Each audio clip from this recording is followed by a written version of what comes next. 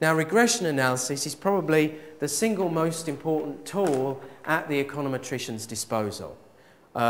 Indeed, as I say, it's the focus of this entire course. So, what is regression analysis? Well, essentially, regression analysis is concerned with describing and evaluating the relationship between a given variable, which we call the dependent variable, and one or more other variables, usually known as the independent variables. So the essential idea here is that we've got some theory that suggests that two or more variables should be related to one another in a particular way. And in particular, we say with regression that we have one or more variables whose movements cause movements in one or more other variables. The movements that cause, the variables that cause the movements in the other variables are known as the independent variables. The variable that we're trying to explain is usually called the dependent variable. Now, there are various sets of terminology that are used to describe the dependent and independent variables. Now, in the most general context, we would have what's known as a set of equations or a system of equations. Then we'd have many dependent variables and many independent variables. For the purpose of this course, we'll limit ourselves to the case where there is only one dependent variable. So there's only one dependent variable for all of the analysis that we do on this course. Now, that dependent variable is usually denoted by the letter y, and the independent variables, that is the variables that are doing the explaining, are usually denoted by the letter x. And because there can, in general, be more than one variable that's doing the explaining, then we usually denote these variables by x's with subscript numbers. So the variables would be x1, x2, x3, and so on, up to xk, where there are k independent or explanatory variables. So there are several sets of synonymous or interchangeable terms that can be used to describe the dependent and the independent variables. So the dependent variable, the variable whose movements we're trying to explain with the other variables, is sometimes called the regressand, it's sometimes called the effect variable, and it's sometimes called the explain variable. The independent variables, on the other hand, the variables that are doing the explaining, are sometimes called the regressors, they're sometimes called the causal variables, or they're sometimes, for obvious reasons, called the explanatory variables.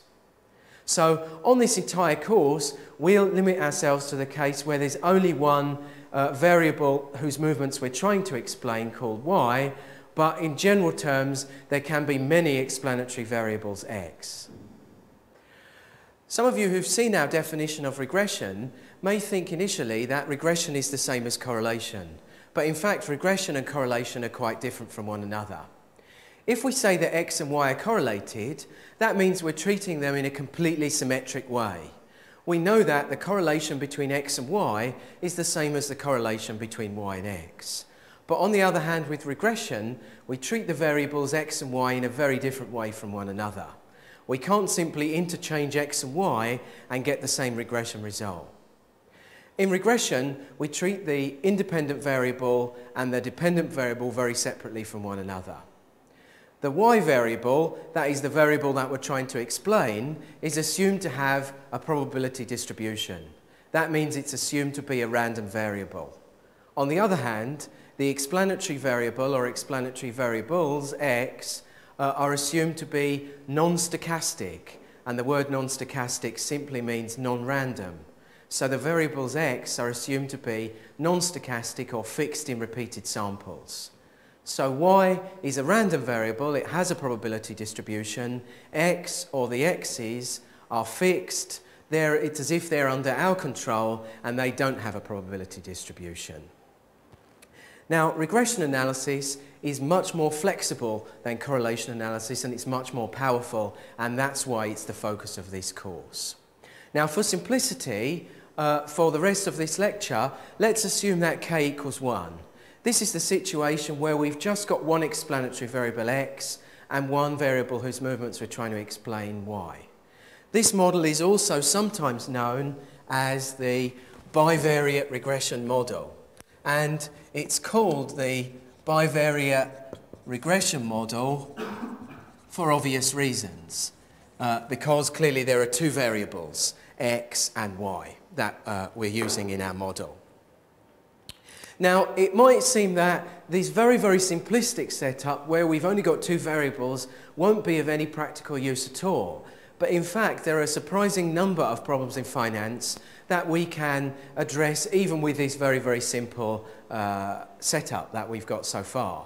For example, examples of the kinds of relationship that we could estimate just using a bivariate regression model include estimating CAPM type regressions, that is examining how asset returns vary with their level of market risk, and also measuring the long-run relationship between spot and futures prices, that is estimating optimal hedge ratios.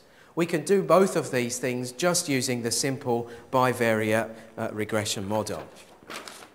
So to give you a very simple illustration, I made all of these numbers up, and over time their values get more and more ridiculous, which shows you that I made them up. But to give you a very simple example, let's suppose that we've got this data on some mutual fund called Fund XXX together with returns on a market index. And what we've done is to obtain annual returns in excess of a risk-free rate of return for this XXX fund and for the market index. Now, we've got some idea that our XXX fund manager is investing in roughly the same stocks as the index, but we think with different weights attached to each of those stocks compared with the weights in the index. So if we were to estimate the relationship between the excess returns on the fund and the excess returns on the market, we'd expect there to be a positive relationship between the two. In CAPM terms, we could say that we expect the beta for the fund to be fairly close to 1. Now, whenever we're analysing data, and it's very easy to forget this when we're looking at more complex models, the first step should always be to plot the data and have a look at it. So the first thing we should do is to plot the data in a scatter plot and just to have a look at the data and to see what its features are. If we plot on the x-axis the excess returns on the market portfolio against the excess returns on fund XXX on the y-axis, we look at the 5 observations, and the first thing we need to do is to ask ourselves the question, does there appear to be a linear relationship between the two variables? In this case, again, I made the observations up, but in this case it does appear that indeed there is roughly a linear relationship between them. In practice, of course, a linear relationship doesn't mean that the points have to lie exactly on a straight line, simply that they have to lie roughly on a straight line.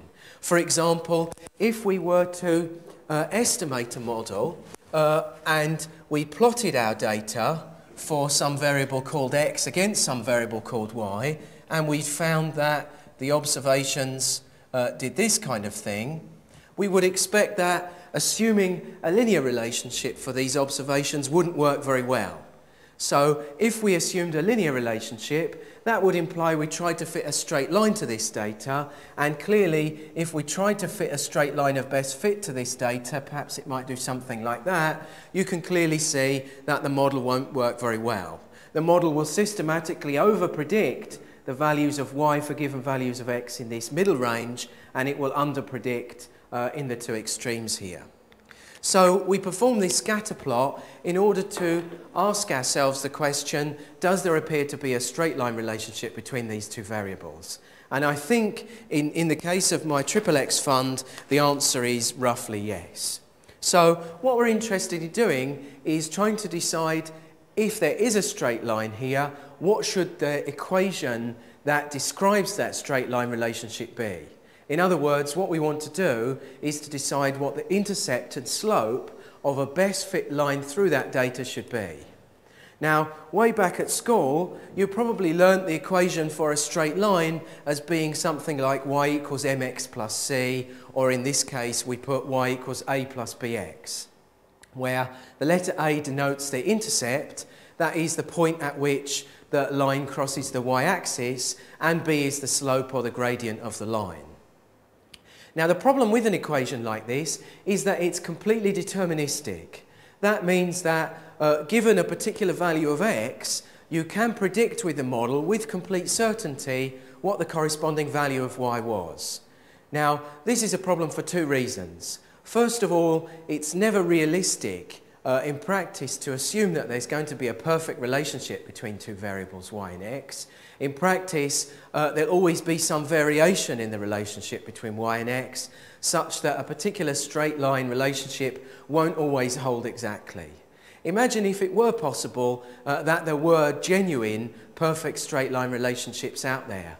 For example, if x were inflation and y were stock returns, a perfectly deterministic relationship between them would mean that if we knew what the value of inflation was, we could predict with perfect certainty what stock returns would be. Obviously, if we were able to do that, we'd be able to make an awful lot of money, but unfortunately in practice, that will never happen. Secondly, this kind of equation for a straight line could only work if all of the data points lie exactly on a straight line. Unfortunately, again in practice, if we plot a set of data for one variable against another variable, we'll never actually get an exact straight line. We're looking for it to be roughly on a straight line, but we won't have an exact straight line. And without an exact straight line, it wouldn't be possible to use a formula like y equals a plus bx to be able to give a unique line that best fits the data. So the way that we get around this problem is to add what's called a random disturbance term called u to the equation. So now our equation is yt equals alpha plus beta xt plus ut. Now it's usual in the econometrics literature to use the letters alpha and beta to denote the intercept and slope parameter respectively, rather than the letter A and B, but essentially these things mean exactly the same thing.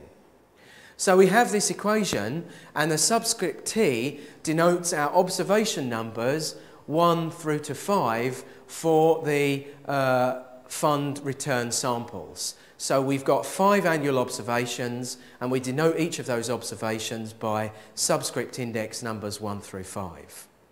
So now we're still interested in trying to fit a line of best fit to the data, but we might ask ourselves the question, why do we need to include a disturbance term in the model? What is it that the disturbance term captures? And the answer is there are broadly 3 things that this disturbance term can capture for us. First of all, even in a very complex regression model where we had many explanatory variables x, we're bound to, in practice, leave out some determinants of our variable y. These will hopefully be relatively unimportant determinants of y.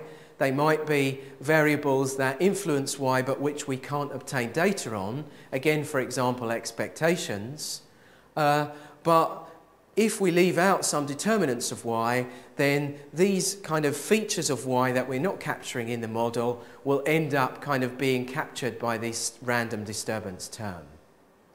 Secondly, and this is of much more concern in economics than in finance, there might be errors in the way that y is measured.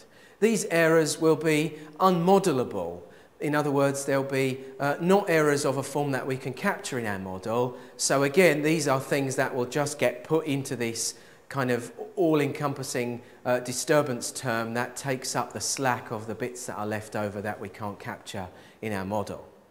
Finally, there are bound to be some completely random events which we could never capture in any econometric model, no matter how complex it was. For example, if it's pouring with rain and if the tube, the London Underground that is not working, that's likely to influence the mood of the people who trade assets on the London Stock Exchange, and therefore those things are likely to influence stock returns on that day. But we can never expect to put weather or other random variables into our models and to be able to capture those in any systematic way. So random events like kind of shocks of nature, strikes, other things that we can't capture in our model because they're entirely random in nature and therefore not predictable will again end up being encompassed in this disturbance term u. So there are lots of things that are captured by the disturbance term u that are not captured by any other part of the model. So coming back to what we're trying to actually do here, what we're trying to do is to choose the values of the intercept and slope parameters that best fit the data. How do we actually do that? Well, if we look at a scatter plot and we decide that what we want to do is to find the line that best fits that scatter plot, One immediate thing that we might think of doing is trying to find a line that minimises the sum of the distances from the points to the line. Just to illustrate that, let's start off with a set of data points that we think lie roughly on a straight line, but not perfectly on a straight line, as follows. And what we want to do is to find the line that best fits that data. So we could plot a line just by eye, and a line of best fit might look like that, for example. But clearly plotting a line of best fit is going to be very unscientific, and if we had lots of observations, it would be very tedious and very difficult to do. So what we need is a set of objective formulae which we can use to calculate these parameters for the intercept and the slope. So initially when we look at this, we might think, well, we want to find a line that minimises the distances from the points to our fitted line. Now, the first thing to say is that we focus on the vertical distances from the points to the line rather than the horizontal or perpendicular distances from the points to the line. The reason that we focus on these vertical distances rather than horizontal or perpendicular ones comes back to this idea that our variable x is fixed in repeated samples. So clearly we have to say, well, for a given value of x, what would the model fit for the value of y? It's the values of y that we're trying to capture in our model. We have to take the values of x as given. Therefore, it's the vertical distances that are of relevance to us. The second thing is, we might look at this and say, well, what we want to do is to find the line that minimises the sum of these vertical distances. Well, unfortunately, some of the points are going to be above the line, and so we might say this is a positive distance from the line to the point. Some of the points, on the other hand, lie below the line. So this would be a negative distance from the line to the point. If we minimise the sum of these vertical distances, then these positive and negative figures would cancel each other out. And in fact, there would be an infinite number of different regression models that could minimise the sum of these distances. So we couldn't get unique estimates for alpha and beta if we minimise the sum of these distances. An infinite number of different lines would set the sum of these distances to 0. So what we need to do is to find some way to make all of these distances count in a positive way into our overall measure of fit, rather than some being positive and some being negative. Another thing we might think about doing is to take the absolute values of these distances and choosing the line that minimises the sum of these absolute distances. And that's a technique that we can use in practice, which is known as MAD, minimising the absolute deviations from the points to the line. Now, MAD is certainly a technique that we could use, and it does have some desirable properties. But unfortunately, because we've got absolute values in here, the algebra required to compute the line of best fit is very, very complicated. So what we do instead is to take the distances from the points to the line and square them. So we take all of these distances here and square them. Obviously, by taking the square, once again we lose the signs, so all of these distances count towards our measure of fit in a positive way. Now, this technique is known as ordinary least squares, and we'll come on to that in a minute. But essentially, it's as if we're drawing a set of squares from the lines to the point, and we are choosing the line of best fit, that is, choosing alpha and beta, so that the sum of these areas of these squares is minimised. And essentially, that's how the technique that we use to estimate the model actually works. So this technique is by far the most commonly used method to fit a line to a set of data, and this is known as ordinary least squares. Now, if we were now to introduce a little bit more notation, obviously yt, we know already, denotes the actual observation for data point t. And we use the hat symbol above variables and parameters to denote the fitted values from the regression line. So y hat t says for that given value of x for observation t, y hat t will be the model fitted or predicted value. And we define something called the residual as being the difference between the actual observation for for observation t and its fitted value from the model. So u hat t equals yt minus y hat t. Just to give you an illustration on a diagram for just one observation of what that looks like, so you can see we have a particular observation yt, which is represented by the circle above the line.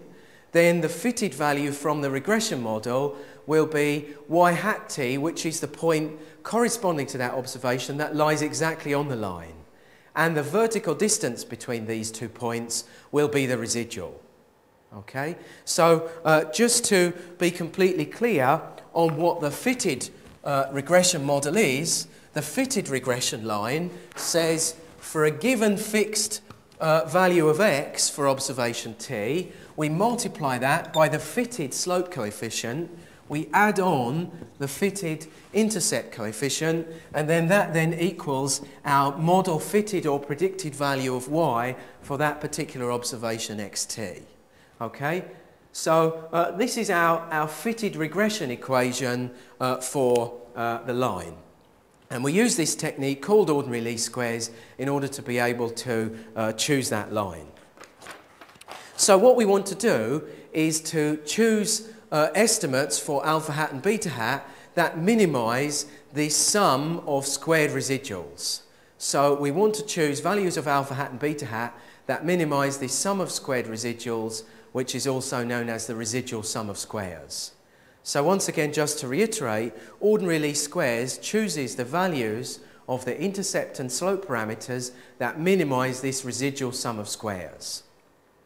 Now what we're going to do now is to develop a set of formulae that minimize this residual sum of squares, that is, that choose the line of best fit, whatever sets of data that we've got. So a general set of formulae that will work whatever our variables x and y are. Now the first thing to note is to think about what is our residual u hat t. Well, the answer, the residual for each observation t, was the difference between the actual value yt and the fitted value y hat t. So minimizing the residual sum of squares is equivalent to minimizing the sum of the differences between yt and y hat t squared.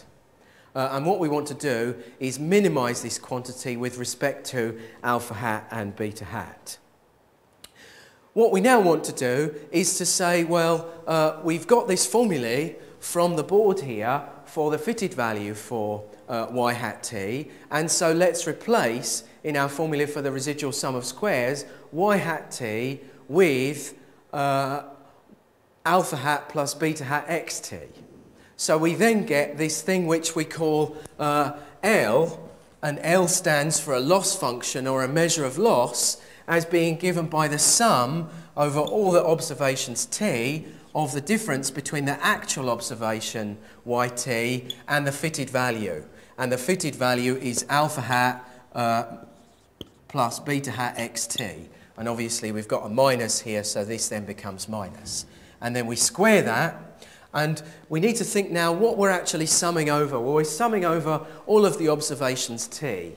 Now, in the simple case of the XXX mutual fund that I was speaking about, we've only got 5 observations. So we've been minimizing this residual sum of squares over the 5 observations that we've got.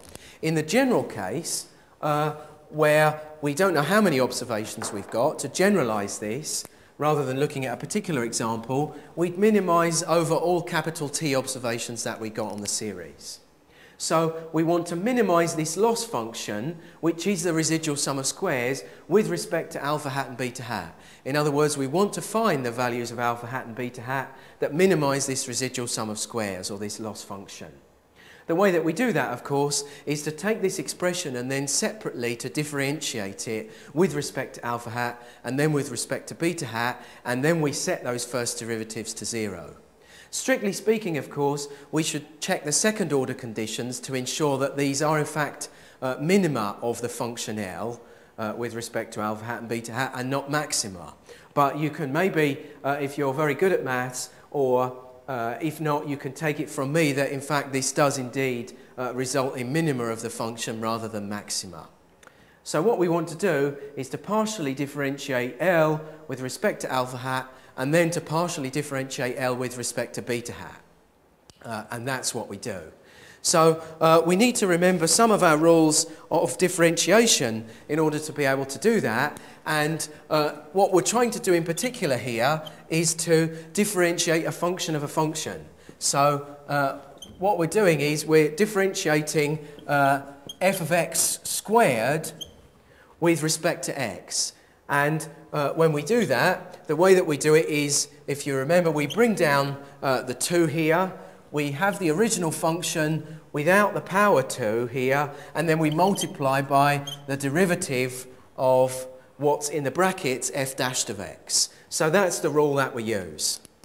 So if we first differentiate L with respect to alpha hat, we bring down the 2, then we multiply by the original function, but without it being raised to the power 2, and that's obviously sigma over t, yt minus alpha hat minus beta hat xt. We then multiply that by f dashed of x, in other words, the derivative of what's inside the parentheses with respect to alpha hat. And if we differentiate yt minus alpha hat minus beta hat xt with respect to alpha hat, obviously yt and beta hat xt don't contain alpha hat, so those just drop out. And if we differentiate minus alpha hat with respect to alpha hat, we get minus 1. So if we put all of those ingredients together, we get equation 1. And that's the derivative, the partial derivative of L with respect to alpha hat. Secondly, we apply the same rule again and differentiate the function L partially with respect to beta hat. When we do that, what do we get? Well, once again, we bring down the 2. We have the original function, which was sigma yt minus alpha hat minus beta hat xt, and we then multiply by the derivative of what's inside the parentheses with respect to beta hat. If we differentiate what's inside the parentheses with respect to beta hat, again, now yt and alpha hat are both constants, so they drop out, and then all we're left with is just minus beta hat xt, which we differentiate, and if we differentiate that with respect to beta hat xt, we get minus xt. So if we put all of those two things together again, then we get equation 2 on the slide.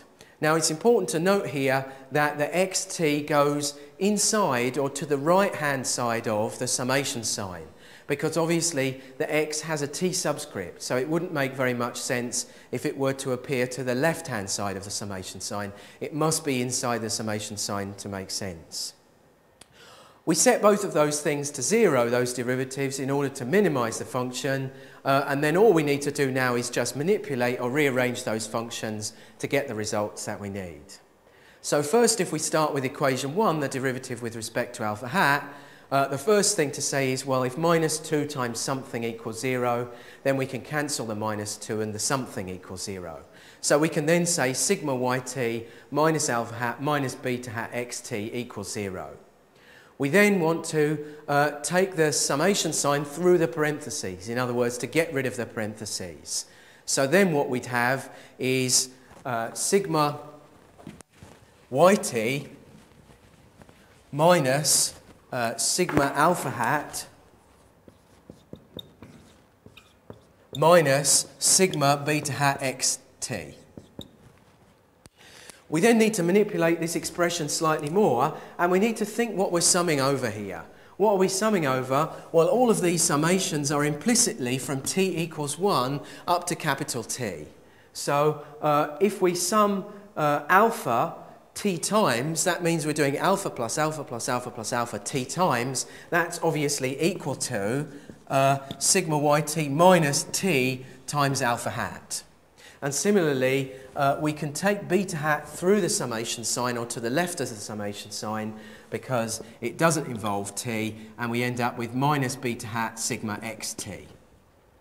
Now we need to remember another piece of notation in order for us to be able to simplify this expression very slightly. First of all, we usually denote the mean of the observations on y using the letter y bar and the mean of the observations on x using x bar. And the simple definition of the mean or the average value of a series is that y bar equals 1 over t times sigma yt and x bar equals 1 over t sigma xt. If we then multiply both sides of those expressions by t, then obviously we could also write y bar equals, t times y bar equals sigma yt, and t times x bar equals sigma xt. And so therefore we can take this expression here and replace sigma yt with t times y bar, and we can replace sigma xt with t times x bar. And then if we do that, we end up with what I've called expression 3 in the slides. Now expression 3 is one of the final formulae that we want, but unfortunately it's not sufficient. Unfortunately, this expression 3 includes both the parameters that we want to estimate, alpha hat and beta hat. The problem with that is that we can't obviously use that formula to estimate both alpha hat and beta hat at the same time. If we knew what beta hat was, we could estimate alpha hat. If we knew what alpha hat was, we could estimate beta hat. So what we need is another expression that we can use with expression 3 in order to be able to find the values of both alpha hat and beta hat that best fit the data. What we do now is to manipulate or work with the second derivative that we haven't worked with yet. So now we work with the derivative of L with respect to beta hat. So from equation 2, once again, the first thing that we can do is cancel the minus 2. The second thing we can do is to rearrange our expression 3 to make alpha hat the subject of that expression. We then substitute into equation 4 for alpha hat so that we end up with an expression which only includes beta hat. We then end up with the equation that's about halfway down the slide, and the second stage again is to take that expression and to remove the parentheses. When we remove the parentheses, what do we get? Well, we get sigma xt times yt minus y bar times sigma xt. And once again, we can take y bar through or to the left of the summation sign because it doesn't have a t index. It doesn't vary with t because it's the mean of the observations. We then have plus sigma xt times beta x bar. And once again, we can take beta hat x bar to the left of the summation sign because they don't have a t subscript. And then finally, we've got sigma xt multiplied by minus beta hat xt. And the minus beta hat can come to the left of the summation sign, and then we've got sigma xt times xt, which is sigma xt squared. Now when you first look at that expression, that last part of the expression, that is beta hat times sigma xt squared, you might think that you can use a rule similar to this one to write this as something like t squared times x bar squared. But unfortunately, you can't do that. That would be wrong because what we've got here is something that we're squaring and then taking the sum of. So we're squaring the individual observations on x and then taking their sum. We're not taking the sum and squaring it. So unfortunately, sigma xt squared has to stay as it is and we can't simplify it. We can then apply the rule that we developed down here before to say that the sum of the yt's equals t times y bar and the sum of the xt's equals t times x bar, again to simplify that equation. So if we now look at the last equation on the slide, sigma t times xt yt can't be altered in any way. We've now got y bar multiplied by sigma xt, and sigma xt is is x bar multiplied by capital T. So we can write that second part of the expression as t times y bar times x bar. Similarly, we have beta hat multiplied by x bar times sigma t, and the sigma t we can write as x bar times t. So that third part of the expression then becomes beta hat times t times x bar squared. And the last part of the expression we can't do anything with. Now we're almost at the result that we need. All we need to do now is to gather terms that include beta on one side of the equation and gather terms that don't include beta on the other side of the equation. And then the very final step is to factorize beta hat on one side of the expression and then to divide both sides of the expression with what's inside the parentheses. We then end up with a formula for beta hat that we can use to be able to estimate the slope for any set of variables that we have. So once we've got this expression and the previous expression that we developed, then we've got the formula that we need to be able to estimate the intercept and the slope for any set of data. Now, this is quite neat because if you look at the function for beta hat, it only includes the observations xt and yt, the mean of the observations on x and y, and the total number of observations t. So in other words, if we've got a particular problem and a particular set of data, we'll always know what those quantities are, so we can always apply this formula to calculate the slope or gradient of the line that best fits the data. Once we've got this slope estimate beta hat, we can then substitute that into the formula for alpha hat to enable us to estimate the intercept parameter that best fits the data. And this method of finding the optimum is known once again as ordinary least squares. Now, an obvious question arising from that is to say, well, what does this imply about what we were trying to do? That is, what would we use alpha hat and beta hat for? Well, there are many things that we could use these estimates for, but the most obvious thing is to say, well, we can perform a kind of counterfactual analysis. In other words, we can say, well, what if x took on a particular value? What would that imply about what the model predicted or forecasted for the corresponding value of y? So we've got our estimated equation. We can then say, well, suppose an analyst says that she expects the market to yield a return 20% higher than the risk-free rate next year. What would you expect the return on the fund XXX to be? Well, the answer is all we need to do is take our fitted expression for y and substitute in for x 20, and so we'd have 20 multiplied by 1.64 minus 1.74, and that equals about 31%. So the model would say if an analyst expected the market to yield a return 20% higher than the risk-free rate, then we would predict that fund XXX would yield a return of approximately 31% higher than the market next year. And we can use that kind of approach whatever value of x we thought was relevant for market excess returns for next year. So that's one important use of the regression model. We do need to make a couple of important caveats here. First of all, it's often the case that when we estimate a regression model, there won't be any observations for x which are close to 0. What that means is when we estimate the fitted line, we can't estimate the intercept parameter alpha hat very accurately. Obviously, we can only estimate the intercept parameter alpha hat accurately if there are observations on x that come very close to 0. So another more general way of saying that is to say that we can only estimate regression parameters accurately for the ranges of data that we have in our sample. If, for example, an analyst said that she expected the return on the market to be minus 10% next year, in other words, she expected the market to fall, we wouldn't expect our model that we obtained for our XXX fund to give us a very accurate forecast for the value of y, because we simply don't have any data that are close to that corresponding value of x that we're interested in. Similarly, if an analyst said that she expected the market to double in excess of the risk-free rate next year, again, we wouldn't expect our model to produce a very accurate forecast for y because we don't have any observations that come close to that value. Unfortunately, in econometrics, there are many pieces of terminology that we simply have to learn. And one piece of terminology is the population and the sample. So we need to make a distinction between the population and the sample in regression analysis.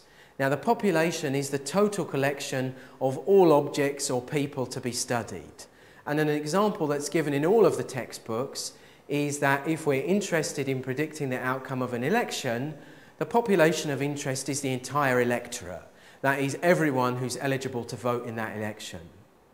Now, in practice, if we wanted to try to predict the outcome of the next general election in the UK, it simply wouldn't be feasible for us to go and ask the entire electorate how they intended to vote. What we'd probably do instead is to take a sample of voters and ask them their voting intention. So, in practice in econometrics, we never get hold of the whole population of data, we've only got a sample. Now, a sample is a selection of just some items from the population. The sample could correspond to any items from the population, but usually we want our sample to be both random and to be representative of the population as a whole. So a random sample is a sample in which each item from the population is equally likely to be drawn. And a representative sample would be one where the sample that we've got is representative of or has the same characteristics as the population as a whole. For example, if we were interested in predicting voting intentions in the next general election again, it wouldn't be very sensible to go to the trading floor at Goldman Sachs and ask all of those people how they intended to vote, and then for us to expect their answers to reflect the voting intentions of the population as a whole. In econometrics, we usually want our sample to be representative. Now, the population may be either finite or infinite. In the case of our electorate example here, the population is clearly finite. That is, there are only a finite number of people who are eligible to vote. On the other hand, in financial econometrics, it's often the case that the population is infinite. For example, if we were interested in estimating a time series model to calculate the CAPM beta on a particular stock, then the relevant population would be every observation that possibly could ever have occurred on the market portfolio and on the stock returns that we're interested in investigating. So in many cases, the population in econometrics, and in particular in finance, is infinite. So once again, that reinforces this idea that what we have to do is to get a sample from within that population, and we estimate our regression model just on the sample. We can, in practice, never get a hold of the population as a whole. We can then define something called the population regression function and the sample regression function. Now, the population regression function is a description of the true model that is thought to be generating the actual data, and that embodies the genuine, the true relationship between the variables. Some authors make a distinction between the population regression function, the PRF, and the data generating process, the DGP. I, however, use these two terms synonymously. So the population regression function on the data generating process is the true model that's thought to be actually leading to the relationship that we have between the variables. In practice, however, we can never actually estimate the population regression function because we don't ever have the whole population of data. So what we actually estimate is something called the sample regression function. So the sample regression function says, given that the variables x and y and the data on those variables that we have, what is the estimated relationship between y and x? Now, what we can do is to use the sample regression function that we have got to infer likely values of the population regression function. So, for example, we might be interested in saying, well, our estimated value of beta hat is, let's say, some value, for example, 1.2. So we might say our estimated value of beta hat is 1.2. That's the value that we've got from our sample. We might be interested in saying, well, how plausible is it, given this value of 1.2, that the true but unknown slope coefficient is 1? How plausible is it, given this estimated value and the data that we've got, that the true but unknown slope parameter in the population regression function is actually 0? We might be interested in asking those questions. Obviously, once again, we can never get a definitive answer to those questions. All we can say is, well, given the data that we've got and given the sample estimates that we've got, it's either quite plausible that the true value is 1, or we can say it's quite implausible, or it's very, very unlikely. We also want to know how good our estimates alpha hat and beta hat are. Now, all we have in practice is one particular sample of data from which to estimate the regression coefficients.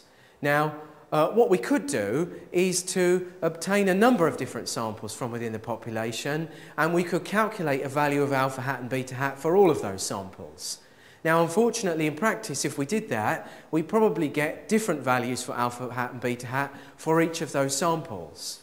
So we'd be interested in asking ourselves the question, how likely is it that the value of alpha hat and beta hat will change by a large amount between one sample and another? Now, again, that question is quite hard to answer in practice because typically we'll only have one sample of data. We won't have many samples that we can compare between. So what we want is an idea of how much our coefficients are likely to change from one sample to the next, but in the situation where we've only actually got one sample upon which we can base our answer to that question. So we want to know how good our estimates are, how robust and reliable are they, how much are they likely to change from one sample to the next. And there is a set of quantities known as standard errors which can give us information to answer that question, and we'll come on to talk about standard errors a bit later in the course. Now, in order to use the ordinary least squares technique, it turns out that we need a certain form of linearity to apply.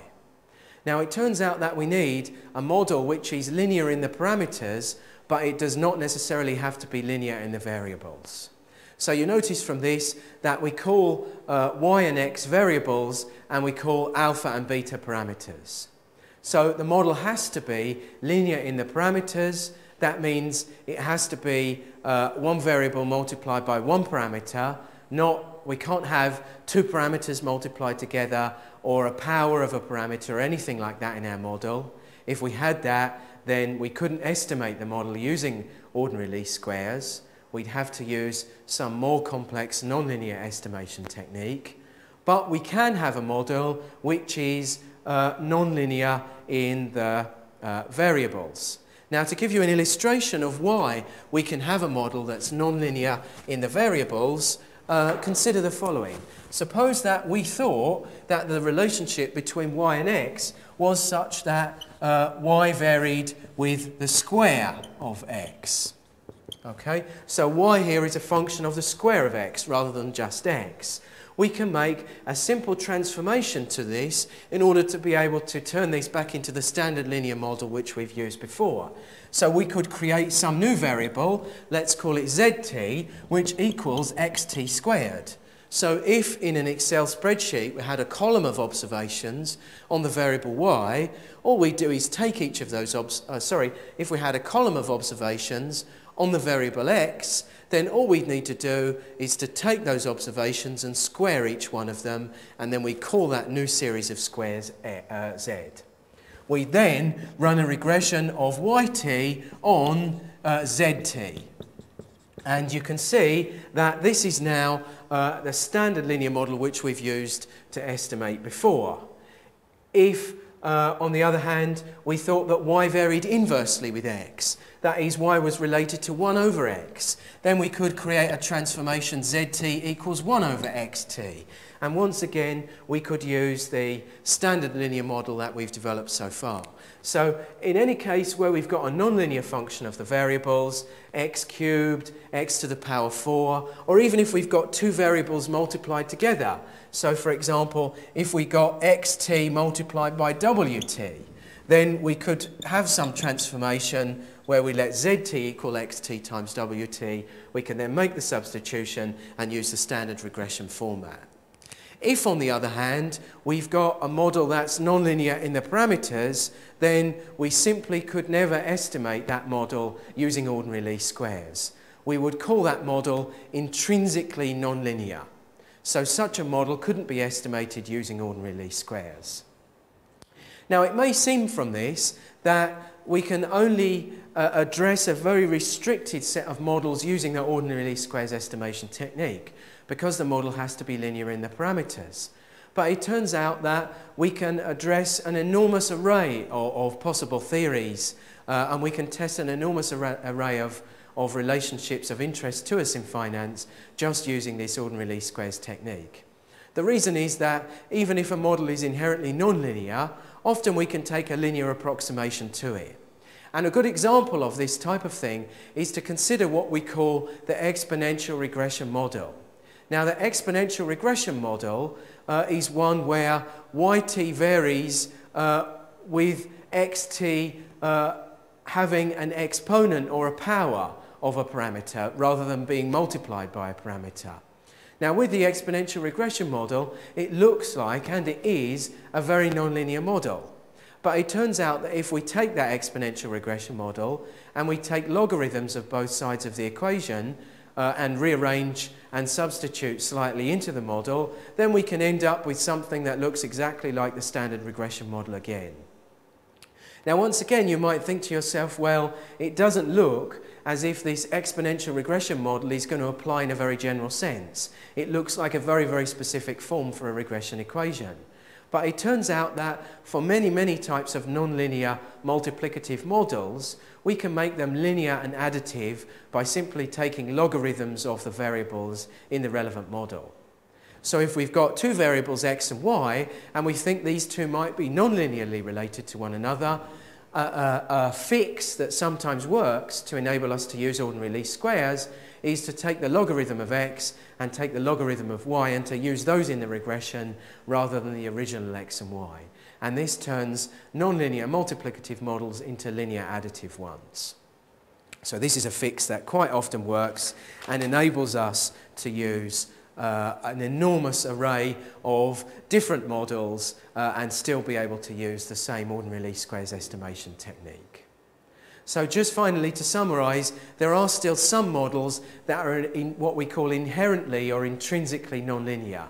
For example, if we've got yt equals alpha plus xt raised to the power beta plus ut, that would be an example of an inherently nonlinear model. We couldn't take logarithms of the right-hand side of that equation because we couldn't take just a logarithm of x times x raised to the power beta.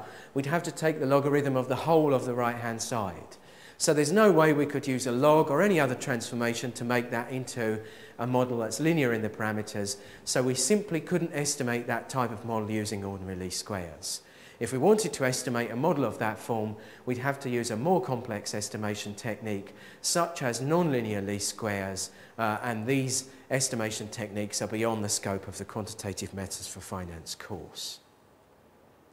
Another piece of terminology that we have to think about is this distinction between the estimator and the estimate. Now, the estimators are the formulae that we derive for alpha hat and beta hat. Those are the formulae that we apply the data to in order to calculate the estimates. So the estimates are the actual numerical values that we get for the coefficients. For example, alpha hat equals 1.2 is an example of an estimate. Alpha hat equals y bar minus beta hat x bar is an example of an estimator. So we need to know that distinction in order to be able to understand the relevant parts of the literature that talk about that.